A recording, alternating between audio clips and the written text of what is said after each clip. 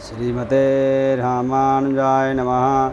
श्रीशैलेशदयापात्रं धीभवत्यादिगुणाणवं यतीन्द्रपवनं वन्दे रम्येजमातरं मुनिं रम्येजमातृयोगीन्द्रपादरेखामयं सदा तदायतात्मसत्तादिं रामानुजमुनिं भजे। लक्ष्मीनाथसमारम्भं नाथयामनमध्यमाम् अस्मदाचार्यपर्यन्तां वन्दे गुरुपरम्पराम्। श्रीमच्छठारियतिराजकृपावलम्बं सौम्योपयन्त्रि गगनाद्रिमुनीन्द्रभक्तं वेदान्तयुग्मविशदीकरणप्रवीणं रामानुजं यतिवरं गुरुमाश्रयामः। श्रीमद्काश्यपवंशमध्य गगने श्रीचन्द्रवद्भासितं श्रीमद्वेङ्कटनाथसेवनरतं भानाचलोपासकं श्रीमदशोधनार्यकृपया सम्प्राप्य मन्त्रादिकं वन्देऽहं बुधवर्यमाधवगुरोः पादारविन्दं सदा।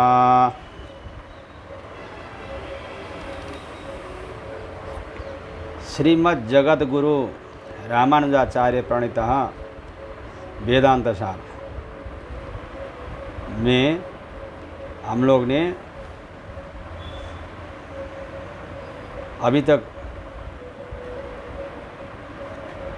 2 दिन मतलब आप लोगों ने 5 वीडियो किए, 4 वीडियो कर चुके हैं।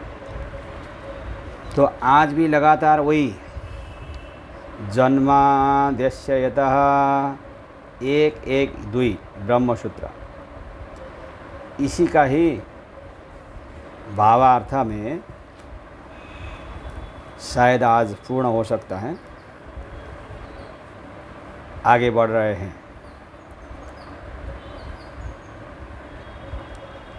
हमने इससे पहले ब्रह्मसूत्र 2-3-33 एवंच कर्ता शास्त्रार्थवत्वात्, इसमें से पूरा करके वीडियो पूरा किया था। तो अब हम यहाँ से फिर आगे बढ़ रहे हैं। एकदेशस्थितस्याग्ने ज्योत्स्ना विस्तारिणी यथा परस्य ब्रह्मणः शक्तिस्ताथे दमखिलं जगत्। विष्णु पुराण 1:22-56। अर्थात जिस तरह एक देश में स्थित अग्नि का प्रकाश चारों ओर फैलता है और सब प्रकाशित हो जाते हैं, उसी तरह पर ब्रह्म परमात्मा की शक्ति का प्रकाश चारों ओर फैला हुआ है, जिससे यह सारा जगत संचालित है। यत्किंचित् सृज्यते येन सत्तो जातेन वै द्विजः द्विजा तस्य सृज्यस्य सम्भूतौ तत्सर्वं वै हरेस्तनुः। विष्णु पुराण 1:22-38। अर्थात हे द्विज, जिस किसी जीव द्वारा जो कुछ भी रचना की जाती है, उस उत्पन्न हुए जीव की उत्पत्ति में सर्वथा श्री हरि का शरीर ही कारण है। अर्थात सृज्यभूत समस्त पदार्थ हरि का शरीर है। ते सर्वे सर्वभूतस्य विष्णोरंशा समुद्भवा। विष्णु पुराण 1:22-20। अर्थात इस संसार में वर्तमान जो भी पदार्थ है, वह सब सर्वभूत भगवान श्री विष्णु के ही अंश से उत्पन्न हुए हैं।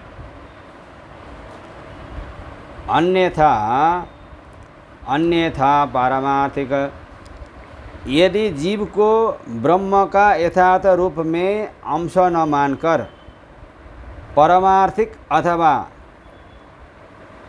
अपारमार्थिक उपाधि विशिष्ट के रूप में प्रत्यगात्मा जीवात्मा को मानने पर, तो वेदांत सूत्रों में बताए गए सभी दोष ब्रह्म में मानने पड़ेंगे। अतएव सूत्रकार ने आभासा एव च ब्रह्मसूत्र 2-3-49 इस सूत्र से पारमार्थिक उपाधिवाद और अपारमार्थिक उपाधिवाद में दोषों का प्रदर्शन किया है। इस सूत्र का अर्थ है कि परब्रह्म का अविद्या के द्वारा स्वरूप तिरोधान मानने तथा उसका जीव भाव की कल्पना करने में जो हेतु अन्य सिद्धांतियों द्वारा दिया जाता है वह हेतु न होकर हेत्वाभास है, क्योंकि वैसा मानने पर ब्रह्म को निरवध्य बताने वाली श्रुतियों का विरोध होगा। अतः जीव ब्रह्मांश है, न कि स्वयं ब्रह्म। यहाँ पर अज्ञान में फंसा हुआ ब्रह्म जीव बनता है। इस बाद में यह मानना पड़ता है कि सर्वज्ञ ब्रह्म में अज्ञान होता है तथा वह ब्रह्म स्वरूप अज्ञान से तिरोहित होता है। जिन हेतुओं से इन अर्थों को सिद्ध किया जाता है वह हेतु हेत्वाभास है, सद्य हेतु नहीं है, क्योंकि सर्वज्ञ ब्रह्म में अज्ञान नहीं हो सकता है, न वह अज्ञान से तिरोहित ही हो सकता है। सूत्र में च शब्द से यह सूचित होता है कि वैसा मानने पर ब्रह्म में निर्दोषत्व को सिद्ध करने वाली श्रुतियों से विरोध भी उपस्थित होता है। अतः सर्वदा चिद वस्तु शरीरतया उपर्युक्त विवेचन से यह सिद्ध होता है कि सर्वदा चिद वस्तु शरीरक, चित और अचित है शरीर जिसके, और चिद के आत्माभूत ब्रह्म ही कदाचित प्रलय काल में नाम रूप से विभक्त न होकर जब रहता है तब वह कारण अवस्था का कहलाता है, और कदाचित सृष्टि काल में जब विभक्त नाम रूप वाला होकर रहता है उस अवस्था में वही चिद वस्तु शरीर का ब्रह्म की कार्य अवस्था कहलाता है। कारण अवस्था में और कार्य अवस्था में भी वह ब्रह्म चिद वस्तु शरीर का है, अर्थात चित और अचित वस्तु उसके शरीर है और वह स्वयं उन सब की आत्मा है।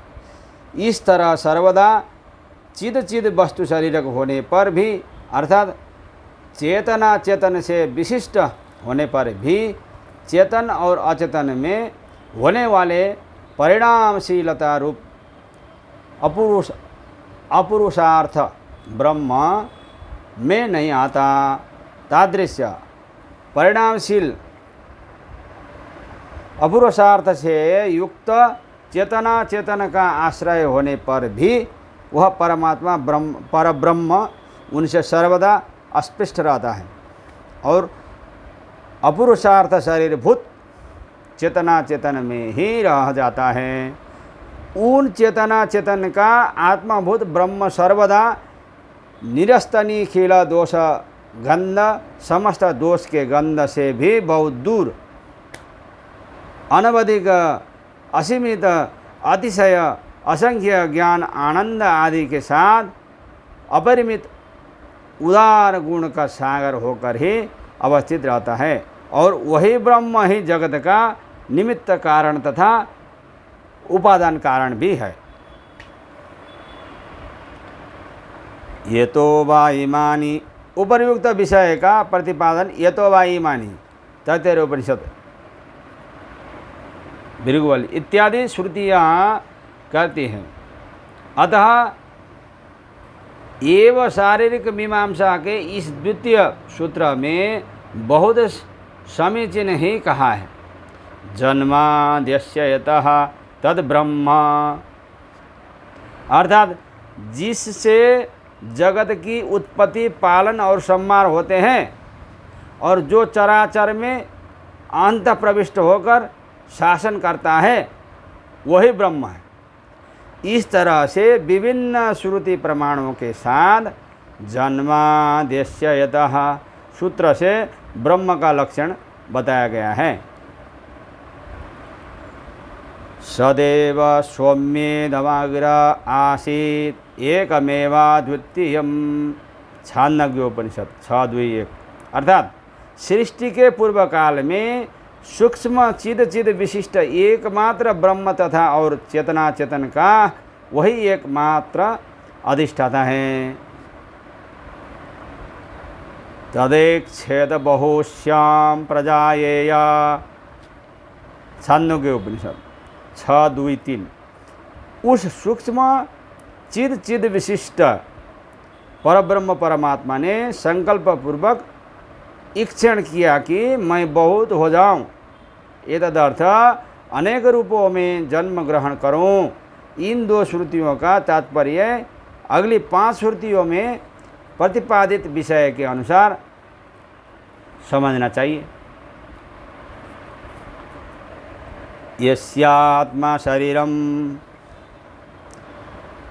बृहदारण्यकोपनिषद मापा 5:7-26।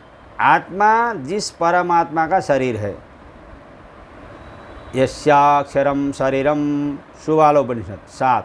अक्षर विशुद्ध जीव जिस परमात्मा का शरीर है। यस्या पृथ्वी शरीरम। सुबालोपनिषद 7। पृथ्वी जिस परमात्मा का शरीर है। यस्या व्यक्तम शरीरम। सुबालोपनिषद 7। अव्यक्त जिस परमात्मा का शरीर है। एष सर्वभूतानंतरात्मा अपहत पाप्मा दिव्यो देव एको नारायणः। सुबालोपनिषद 7। अर्थात यही समस्त भूतों के अंतरात्मा सर्वांतरयामी परमात्मा अपहत पापमा समस्त दोषों से रहित है और यह दिव्य देव एकमात्र भगवान श्रीमन नारायण है। नारायण कहने से रामायण में राम को नारायण कहा है। भागवत में भी एकादश स्कंद में कई जगह में श्री कृष्ण को नारायण कहा है। इसीलिए नारायण करने पर किसी को आपत्ति है ही नहीं। इन श्रुतियों से यह सिद्ध होता है कि ब्रह्म सर्वदा चिद वस्तु शरीर चेतना चेतन रूप शरीर वाला है और वह ही सत शब्दवाच्य है। वह इस समय जिस तरह स्थूल चिद वस्तु शारीरिक होने के कारण विभक्त नाम रूप वाला जिनका रूप और नाम व्यक्त प्रकट है हो गया है, वही अग्रे प्रलय काल में सूक्ष्म दशा को प्राप्त चेतन जीवात्मा अचेतन जड़ वस्तु शारीरिक था। अर्थात सूक्ष्म चिद्रूपी शरीर वाला था। अतएव सूक्ष्म दशापन्न होने के कारण उन चेतना चेतनों का नाम और रूपों का विभाग नहीं था। तादृश नाम रूप विभाग के अयोग्य चेतना चेतन से विशिष्ट युक्त ब्रह्म प्रलय काल में एकमात्र था। वही ब्रह्म जो सर्वज्ञ और सर्वशक्ति वाला है और उसे अन्य किसी निमित्त की अपेक्षा भी नहीं है। अतः अद्वितीय अकेला ही प्रलय काल में विद्यमान था, क्योंकि उसके शरीरभूत चेतन और अचेतन पदार्थ नाम रूप विभाग से रहित होकर उसी में समाहित थे। इस तरह वह अद्वितीय होकर स्थित था।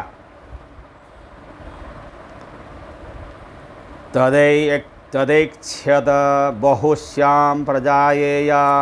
छांदोग्य उपनिषद 6:2-3। अर्थात प्रलय काल में नाम रूप विभाग से रहित सूक्ष्म चेतन और अचेतन से युक्त अद्वितीय उस ब्रह्म ने संकल्प किया कि मैं अनेक हो जाऊं, एतदर्थ अनेक रूपों में जन्म ग्रहण करूं। इस तरह संकल्प करके उस ब्रह्म ने नाम रूप विभाग के अयोग्य अवस्था में विद्यमान चेतना चेतनों का नाम और रूप देकर अनेक हो गया। इस प्रकार अद्वितीय बनकर रहा ब्रह्म ही अपनी संकल्प शक्ति से बहुत हो जाता है। श्याम प्रजायेय, यह श्रुति वचन व्यष्टि और समष्टि के रूप में अनेक हो जाऊं ऐसे अर्थ को व्यक्त करता है। अंड सृष्टि तक समष्टि सृष्टि और अंड सृष्टि के बाद ब्रह्म प्रजापति आदि के द्वारा कराई जाने वाली सृष्टि व्यष्टि सृष्टि कहलाती है। प्रलय काल में चित और अचित, चेतन और जड़ का परमात्मा में व्यवहार के अनर्ह सूक्ष्म भेद विद्यमान रहता है। इस बात का स्वीकार सभी वेदांती करते हैं।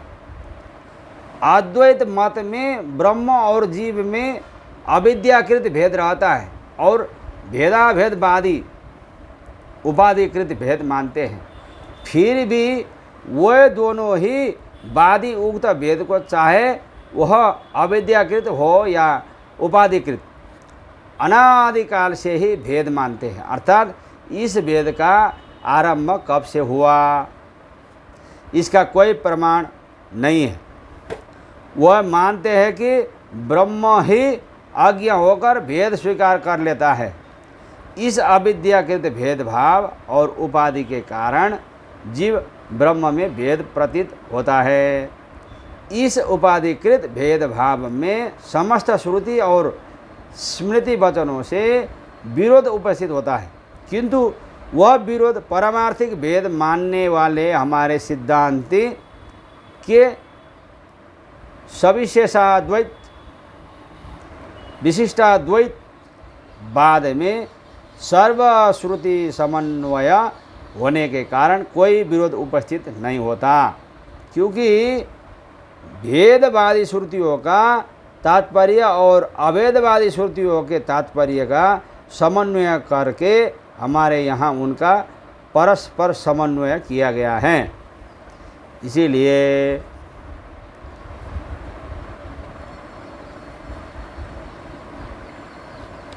श्रुतियों के तात्पर्य का समन्वय करके ही हमारे यहाँ विशिष्टाद्वैत सिद्धांत में उनका परस्पर समन्वय किया गया है। इस प्रकार आज आके वेदांत सार का दूसरा सूत्र पूरा हुआ। जन्माद्यस्य यथा सूत्र पूरा हुआ।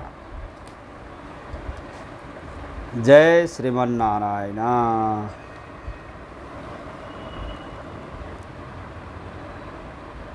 यतिराजमुनि जय जय रामानुज यतिराजमुनि यतिराजमुनि जय जय रामानुज यतिराजमुनि। जय श्रीमन्नारायण।